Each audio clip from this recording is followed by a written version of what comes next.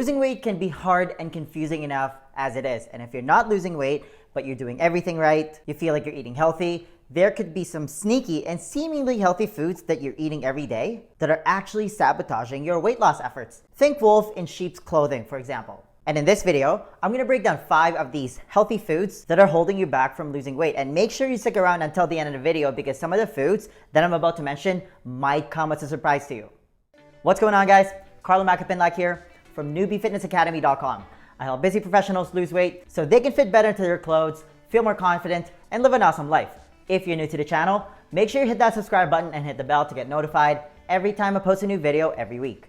Okay, let's start with the big one. And this one has come a lot with a lot of my students. It's a common question that I get asked all the time, and it's more of a food category. And I'm talking specifically about any type of diet version of any drink, or basically any artificially sweetened drink that's branded as 0 calories. I'm talking about Diet Coke, Powerade Zero, or water enhancers like Mio, for example. And the idea sounds really promising. You can have something that's really tasty, something that's really sweet, and you can have it guilt-free because it has 0 calories. It's brilliant marketing if you ask me. But there's only one problem. Your body doesn't count calories. Your body has no calorie counter. I mean, it doesn't work that way. Your body does, however, have a physiological and specifically a hormonal response every time you drink these 0 calorie drinks. And it's not good. And just think about it from a practical standpoint here. Nothing that tastes that sweet could possibly get a free pass once it enters your system. There is absolutely no free lunch here. Like, you can't have your cake and eat it too. All you need to know is that artificial sweeteners, which is what's used to make, these drinks 0 calories, is directly linked to obesity because it destroys your gut microbiome. And the topic of gut health is something that you should take very seriously. And that's a different rabbit hole on its own. But for example, there's an 8-year study that shows that instead of reducing obesity, drinking diet soda actually increased it by a whopping 47%. The Women's Health Initiative study, one of the biggest studies done on nutrition, found a 30% increased risk in heart attack and strokes in those people who drink 2 cans of diet soda or more every day. And people drink this stuff like it's water. You're probably one of them. Drinking diet soda and other artificially sweetened drinks increases hunger hormones by altering your sweet taste receptors and triggers a dopamine response in the brain. A perfect example of this is when you're doing intermittent fasting, for example, and you drink a can of diet soda because again, it's 0 calories, your brain gets confused. And I think we've all been there before. You drink a can of this stuff and your brain lights up like a Christmas tree. You trigger an insulin response because your brain thinks that there's more food coming in. It gets confused because there's no food coming in. And now you have even stronger hunger pangs, which makes your fasting period infinitely harder. The other problem with drinking diet soda is people justify eating junk because at least they're drinking something that's 0 calories. These are the same people that you see at fast food restaurants. They'll order the worst thing on the menu. They'll order burgers, fries, chicken nuggets, apple pie, whatever, and then they'll say, oh, can I get a Diet Coke with it? And one last point here is that think about people who drink diet soda or, again, 0 calorie drinks. Do you know anyone at all who said, oh my God, I lost so much weight from drinking this stuff? No. The next person that I meet to say that would be the first. Number 2, you're eating healthy whole grains. Before I get started, I'm gonna put a disclaimer here that some people, a very small percentage of the population, can handle a small amount of grains and still lose weight and stay lean. And only 1 in 4 people can do that. But for the majority of people, especially if you have a lot of weight to lose, grains should be something that should be severely limited from your diet. And yes, that includes the whole wheat variety, the stuff that is advertised to be healthy for you. Yes, whole grains does contain fiber compared to white bread, for example, or brown rice having fiber over white rice. Sure, but if your goal is to get fiber, you can get fiber from way better sources like, basically every vegetable on the planet.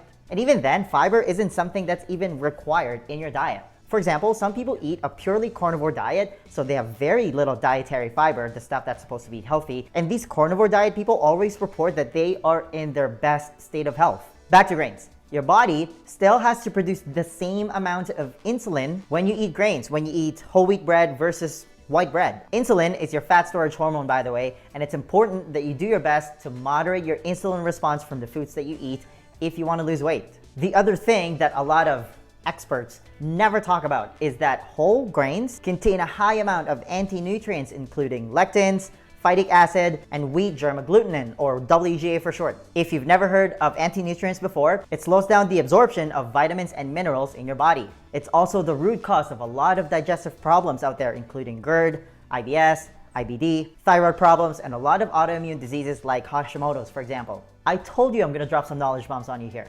Also, feedlot animals like cows and ducks, for example, are fed grains and corn to fatten them up. What makes you any different?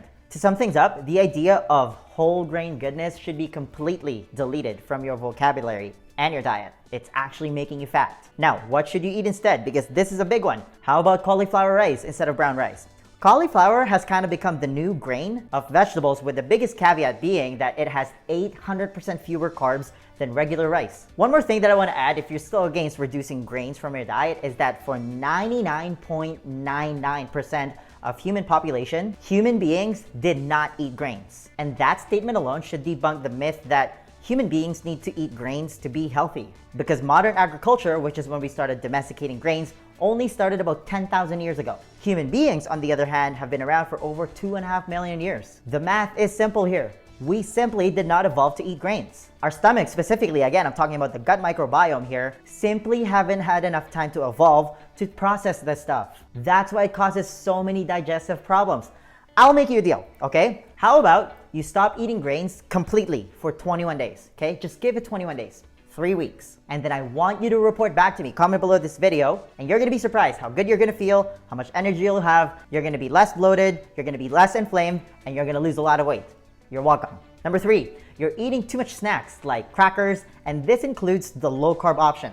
The biggest problem with crackers, even if it's low calories, as if that means anything, is it's made out of highly refined grains, highly refined white flour, which will then trigger a high insulin response because it's highly processed. And that's gonna cause a spike in blood glucose when you eat it, and then a subsequent insulin response. And you should already know the drill if you've been following my channel, and basically you're gonna be in fat storage mode. But maybe you already know that, but you found a better alternative. You've found a better option. You've now opted for low carb options like flaxseed crackers, also known as flackers. What a funny name. Yes, it's kind of better. I'll give you that. But that's not the point. The point is, it promotes snacking. Again, one of your main goals, if you want to lose weight, is you want to moderate your insulin levels. But again, every time you eat, you trigger an insulin response. So even if you're eating these healthier snacks, you're still triggering an insulin response. And again, you're blocking your body from accessing your fat stores for energy. So is it really healthier? That's why the first step that I get all my students to take is to just start by eating 3 square meals. Delete your snacks. You want to eat to satiety in these 3 square meals so that you don't feel like you need to snack in between meals. Replacement? Nothing. Don't snack. Use your own body fat for a snack. Number 4, healthy smoothies and cold pressed juice. This is another perfect example of right intention, wrong execution move. So people justify drinking cold pressed juice because A, it's the trendiest thing right now, and B, because they think that fruit is healthy and it's an easy way to get your fruit intake. And I would even highly question that statement that fruit is healthy. And we'll get to that in a second. The problem is, if you take fruit in its juice form, one key thing gets taken out, and that's fiber. Fiber slows down the absorption of the sugar in fruit when you eat it. And if you drink it in its juice form, that gets taken away because the fiber is in the pulp. So you're basically just drinking liquid sugar with nothing to slow down the rate of absorption once it enters your body. It's literally no different than drinking a can of Coke. But at least people know that you shouldn't be drinking Coke. But juice somehow gets a free pass because it has natural sugars, as if that means anything. Listen, sugar is sugar. And the other thing about juice is the serving size. So some of these bottles, for example, it'll say that it contains 5 oranges, as if that's a good thing. Like, who the hell eats 5 oranges in one sitting? I hope you're starting to see my point here, but let's talk about smoothies real quick. A lot of these smoothie places, or even those pretty looking acai bowls that are really popular right now, they have to use bananas, for example, to achieve that creamy texture. Since we're in the topic of fruit and the fact that a lot of people think that this stuff is healthy for you, is that it contains this, again, natural sugar called fructose. Fructose is something that only your liver can process for energy, and it's extremely lipogenic. Lipogenic means it's fattening. Remember, our Paleolithic ancestors back then ate fruit to fatten up for winter, which also meant that they only had access to fruit seasonally. But now, you can get it all year round, and you can get it in its most concentrated fattening form in the form of juice. But it gets better. You then add the natural sweeteners that they add to these monstrosities like honey, maple syrup, dates, or even pure sugar, which increases the sugar content of these monstrosities even more. I've seen juices, smoothies, and acai bowls from some of these fancy smoothie places where the sugar content is anywhere between 50 to 100 grams of sugar. That's 50 to 100 grams too many. Now, what should you replace it with?